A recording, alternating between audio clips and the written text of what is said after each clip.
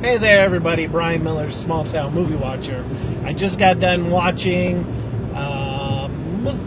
Don't Think Twice, movie by Mike Birbiglia.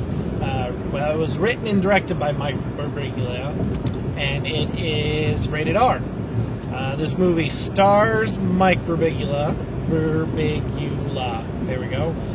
He's a comedian. He's a pretty funny guy. I first heard him on the Bob and Tom radio show. Also, it stars Key from Key and Peele. It also stars the blonde girl from Community, and I'm sorry, that's horrible of me. And it also stars the black-haired girl from Oates and Garfunkel, a TV show that was on IFC Network. So this movie is about not stand-up comedian troupe. It was about an improv troupe in New York City called The Commune, who performed in a place called Improv America. The gist of the story is that the theater has been sold. This movie was written, I think that it was 2014, and it was filmed in 2015, and then released, very limited release in theaters in 2016, and then now I saw it on through Google Play. So here's what it is: that the Improv America Theater was sold to make way for a new Trump building, as they say, and then they go on a rant of 4 or 5 minutes of Trump impersonations, which I thought pretty funny. At the time when this was written and filmed, there was, I don't think Trump had any serious claims to being the next president of the United States.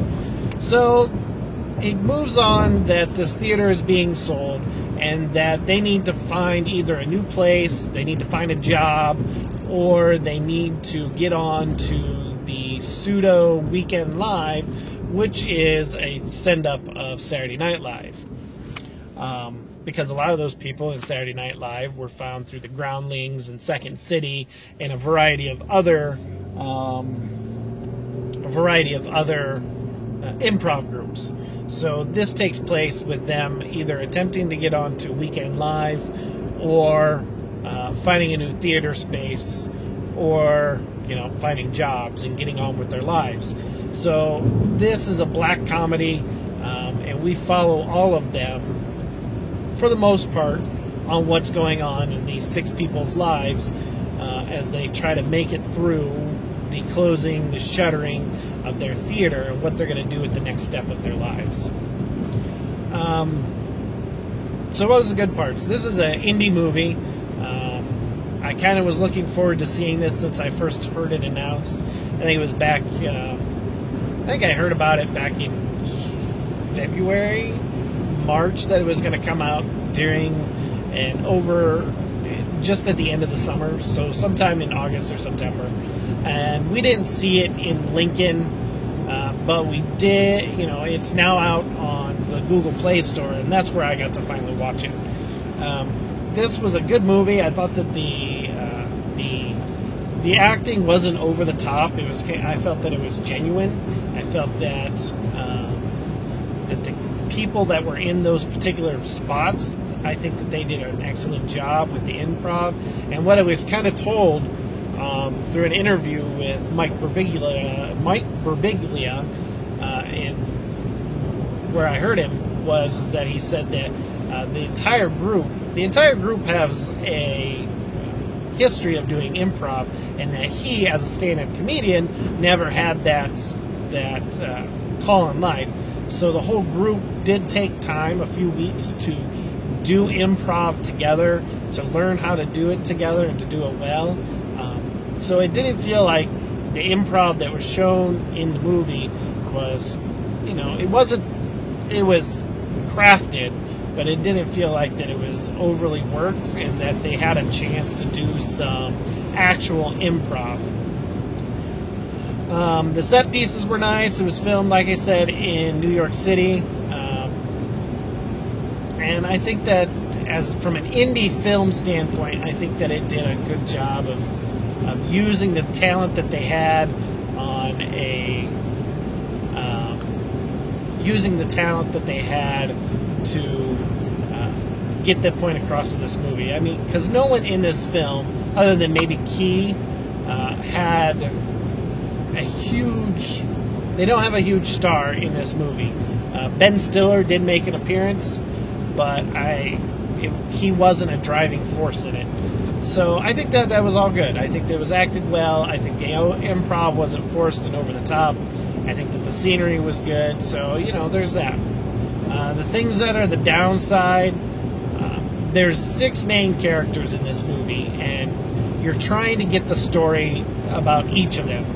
And a few of them, half the group, there we'll say that, have a little bit more spotlight to them than the other half.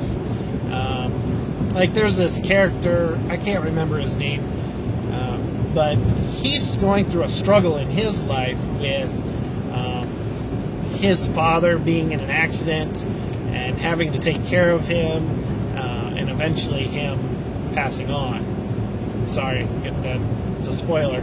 But they don't spend a lot of time with him. The most that you get to know him is when he's with the group. You don't really get to know him separate from the group. And maybe that's okay. But I think that there are 6 main characters that they're attempting to get their entire story in an hour and a half. And that was hard. So if there was a downside, it was the development of character. 3 of them you get to know real quick, backstory, middle, and an end. Where they came from, where they're at currently, and where they end up. The other 3, it's where they're currently at and where they end up. But otherwise, that was the downside, is that there's these 6 main characters, and there just wasn't enough time to get to know all of them. And maybe that's not a bad thing.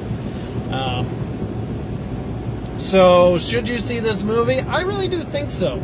If you're not a fan of swearing, don't go and see this movie. It is rated R. There wasn't an overabundance of swearing in this movie, but there was enough. The F-bomb is dropped a few times. There's also a bit of drug use, but otherwise, I think this is worth your time to go and watch. Like I said, I saw this on through Google Play.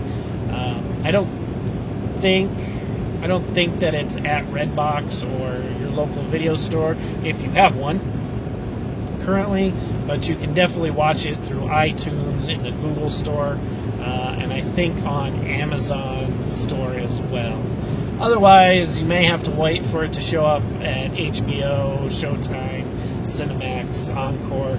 But I do think that this was a movie worth the time to watch, especially if you are a Mike Birbiglia fan, or a Key fan, or improv fan, or just like a good dark comedy. I think that this is a good movie for you to watch. So, Brian Miller, Small Town Movie Watcher, I just got done watching Don't Think Twice from Mike Birbiglia. Man, why is this name such a tongue twister? But it's rated R, and I think that this is a movie that you should get lost in. So thanks a lot, everybody. We'll see you again soon.